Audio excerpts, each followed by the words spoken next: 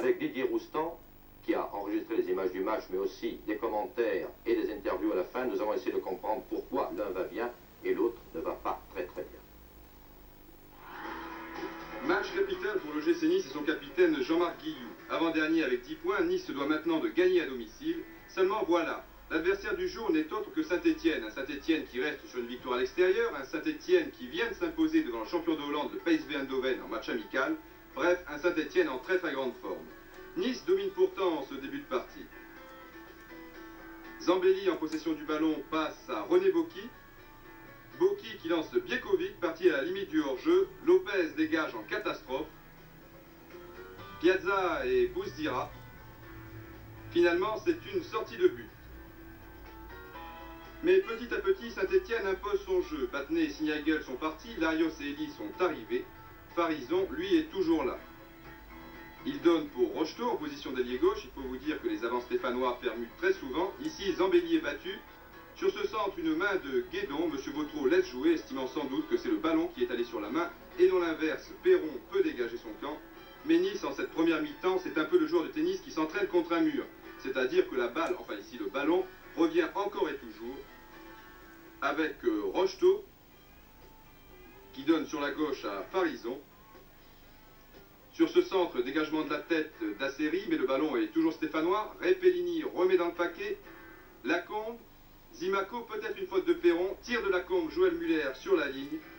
Et finalement, Boki qui va pouvoir dégager son camp. Ce sera dur, ce sera même très dur pour Nice, car Saint-Étienne est venu pour gagner. Zimaco, Lacombe et Rocheteau évoluent constamment en pointe. De plus, le milieu de terrain stéphanois est pour l'instant supérieur. Alors, à défaut d'attaquer, Nice contre-attaque. Une tête de Muller. Sanchez qui passe un puis deux joueurs donne à Bouzdira qui lance son avant-centre yougoslave Nenad Biekovic.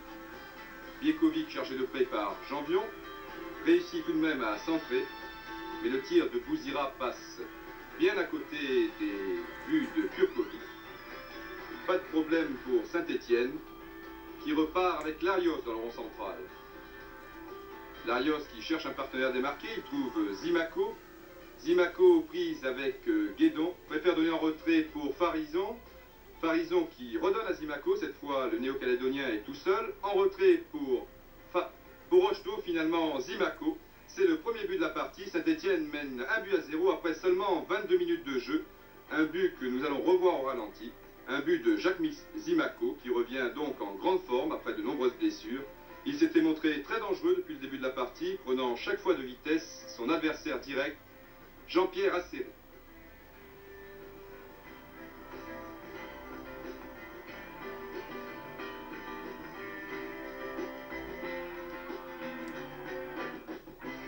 Coup franc tiré par Guédon, Bouzdira, Guillou, Bouzdira, Muller. On se cherche un petit peu, côté niçois, on joue très groupé, peut-être un peu trop. Guillou, Bouzdira, Guillou qui est contré. Le ballon est toujours niçois, mais Piazza a récupéré. Il lance Jacques Zimaco. Zimaco tout seul devant Perron. Peut-être un deuxième but. Non. Zimaco rate complètement son tir. À l'origine de cette action, vous avez vu Osvaldo Piazza. Et oui, Piazza a joué hier soir milieu défensif. Un milieu défensif un peu spécial dans la mesure où l'Argentin ne marquait personne. C'était un petit peu, comme nous disait Robert Herbin en fin de match, le libéraux du milieu de terrain. Piazza a été remplacé au poste de stopper par Gérard Janvion. Gérard Janvion qui marquait donc Biekovic. Nice à l'attaque avec Sanchez, un joueur qui est parti de loin, un relais avec Boki. Sanchez résiste à deux joueurs stéphanois, il passe Lopez, contré par Janvion, il centre, encore Janvion. Deux stéphanois, Boki, Biekovic qui peut centrer, mais il y a encore une tête stéphanoise. Finalement, un tir terrible de Jean-Marc Guillou du pied gauche. C'était la dernière action de cette première mi-temps. Une mi-temps sifflée donc sur le score d'1-0 pour Saint-Étienne.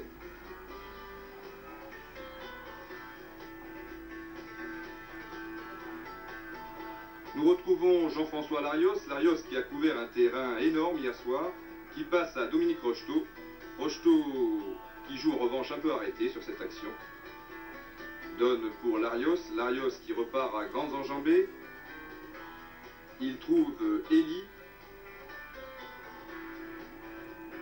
En retrait, finalement un tir de Larios contré par la main de Guédon. C'était encore très litigieux, mais M. Vautreau ne dit rien. Et Janvion déborde sur le côté gauche, mais son centre est beaucoup trop appuyé. Et ici, c'est le jeune Paganelli, 16 ans, qui s'échauffe, mais Paganelli ne rentrera pas. Alors que Sanchez puis Guillou et finalement Bouzdira qui est contré au tout dernier moment par Janvion. Nice domine maintenant. Les Stéphanois sont souvent pris de vitesse par les attaquants niçois, mais toujours un pied ici, c'était celui de Janvion. Attention tout de même aux contre-attaques stéphanoises, des contre-attaques toujours très dangereuses. Pour l'instant, le ballon est niçois, mais Guillou est contré par Larios, décidément un Larios omniprésent. Larios qui est stoppé à son tour par Guédon, mais le ballon est toujours stéphanois avec Lacombe, un 1-2 avec Larios. Cette fois, il semble bien que l'avant-centre stéphanois soit bousculé d'une façon irrégulière dans la surface de réparation, mais M. Vautreau est décidément fâché avec les pénaltys, alors que vous avez vu Yves Mario, qui, blessé, a dû quitter le terrain. Il est remplacé par le jeune Bucher. Alors que Jean-Marc Guillou, le capitaine niçois, à l'image de ses partenaires, passe la vitesse supérieure. À gauche, voici Bucher. Un tir de Biekovic qui était bien placé. Malheureusement, le ballon l'est un peu moins. Toujours pas de but. Alors que nous revoyons ce tir de Biekovic sous un autre angle.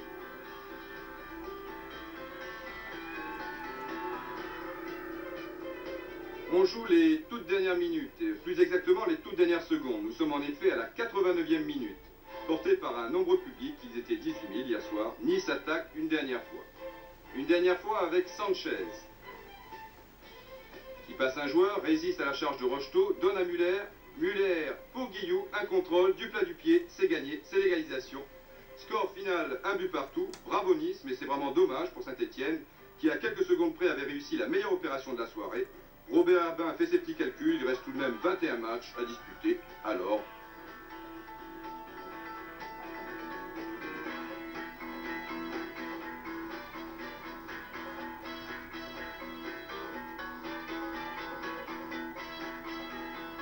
Sur nos 3 derniers déplacements est bon, puisque nous avons gagné un match et fait 2 nuls à Nîmes et à Nice. C'est satisfaisant, mais enfin si on tient compte du déroulement de la partie, je crois que nous pouvions l'emporter, et c'est dommage parce que Strasbourg ne perd pas, et il faut à tout prix grignoter des points en remportant des victoires à l'extérieur. Ce soir, nous avions la possibilité de nous imposer, et puis en fin de match, on a perdu un petit peu de notre sérénité sur le plan technique, et les ballons retournaient systématiquement à l'équipe de Nice, et fatalement, ce qui devait arriver est arrivé, Nice a égalisé.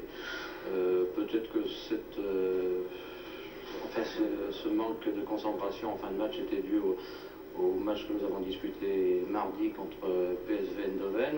Nous avons fait 3 déplacements en une semaine, c'est là aussi quelque chose de difficile, mais enfin, en fonction de ce qui s'est déroulé, eh bien, nous aurions mérité peut-être de ramener 2 points. Osvaldo Piazza, on vous avait annoncé ce soir dans la composition de l'équipe comme stopper, et puis surprise, vous voilà placé au milieu de terrain. Alors c'est un poste nouveau pour vous? C'est-à-dire non, c'est pas nouveau, c'est nouveau en France surtout, mais je jouais plutôt entre les 2 arrières, c'est-à-dire entre Gérard Chambion et Lopez. Déjà en Argentine, je vais jouer un petit peu comme ça, en milieu de terrain défensif. Je pense que ça n'a pas trop mal marché, mais c'est surtout pour remplacer Santini qui était suspendu. C'est pour ça qu'on a pris un dispositif assez rare chez les Verts. Monsieur Guillot, si j'en crois la deuxième mi-temps de votre équipe, Nice peut s'en sortir? Effectivement, vous avez pu vous rendre compte, d'ailleurs je suis très heureux que Jean-Marc Guillou soit à mes côtés, car en fait vous pouvez vous rendre compte lorsqu'on est âgé au football et qu'on a un talent fou comme c'est le cas, on peut faire encore beaucoup de choses. Vous pouvez vous rendre compte qu'il apporte son expérience et son talent au service des jeunes dans cette équipe, il donne l'exemple, c'est un modèle et une référence. Je suis très heureux que Jean-Marc ait marqué ce but ce soir, car il le mérite. C'est aussi un combat de l'équipe entière, c'est vrai, l'OGC Nice ce soir s'est très bien battu, maintenant nous savons comment il faut faire, donc il faudra continuer. Il n'y a pas de problème, nous pouvons être certains que dans l'avenir, nous n'aurons plus les cartons que nous avons connus par le passé. Cette équipe maintenant, il y a aussi un esprit de corps qui est né. Je suis très heureux de le dire, je suis persuadé que Jean-Marc confirmera ce que je viens de dire à l'instant même. Pour nous, il s'agissait d'arrêter cette série de défaites, d'essayer de gagner, de faire des matchs probants, comme on a fait contre Metz. Malheureusement à Paris, on est tombé sur un Paris qui a bien joué, et puis nous, un peu un peu plus faible. Donc finalement, ça n'a pas suivi. Mais après Saint-Etienne, maintenant qui est un match nul qui est assez probant parce qu'on l'a joué devant une bonne équipe, je crois même la meilleure équipe qui est venue cette année au Stade du Rhin. Il faut qu'on essaye de continuer cette série, de prendre un point soit à Nantes, soit à Bordeaux. Et à ce moment-là, on peut tout espérer. Tout le monde paraît optimiste, ça devrait aller bien dans le championnat.